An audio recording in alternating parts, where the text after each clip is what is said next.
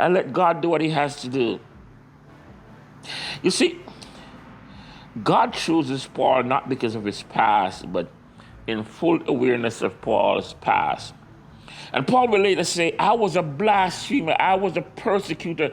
I, Paul, was a violent man, but I was shown mercy so that in me, the worst of sinners, Christ may display his immense patience as an example for those who would believe.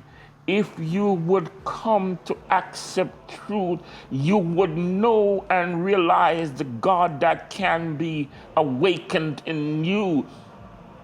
Your challenges, you're seeing things from the direction you've been taught and have been put in you, disciplined and rooted in you. But if only you would see Christ in me, you would have hope. Why, Paul? Because the story becomes a case study in how far grace will go. Just imagine that. Because his intellect, discipline, and drive, once used to crush the church, are now harnessed by it. I saw a TikToker that used to cursed the church and said, he didn't have a reason to believe in God. But one day he just got sick and sicker and sicker and sicker to the point of almost death.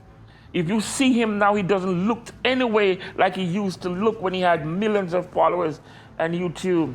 But now he's at the point where he's talking about, I want to make sure that I'm bringing my children to church. Transformation. I am not mad at him for the transformation. I'm not even mad at him for what he used to do.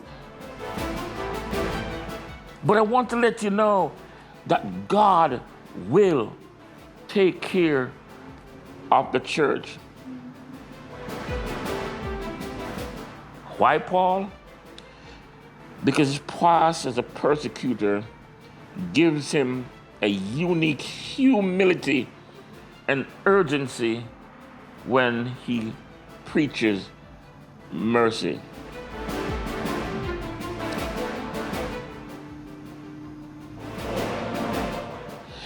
In a world drowning in hate, we need former haters who have actually repented, who can say, I know that spirit. It used to live in me. We need theologians whose doctrines are soaked in tears. I don't have to fight God's battles. I don't have to argue with you. I leave you to God. And when I leave you to God, he does much more, much more. You talk about a company that goes bankrupt because you mess with the wrong person? We need leaders who remembers what it felt like to be wrong and loved anyway. Now, I don't want you to get me wrong. Paul is not an excuse for abusive leaders to stay in power. I want you to hear me right now. Paul is not an excuse for abusive leaders to stay in power. If you are abusive, let me explain something to you. God is coming for you. I'll say it again. If you're an abusive leader, whether you're leader of the country, leader of the world, leader of the business, leader of the church, listen to me. God will take care of you.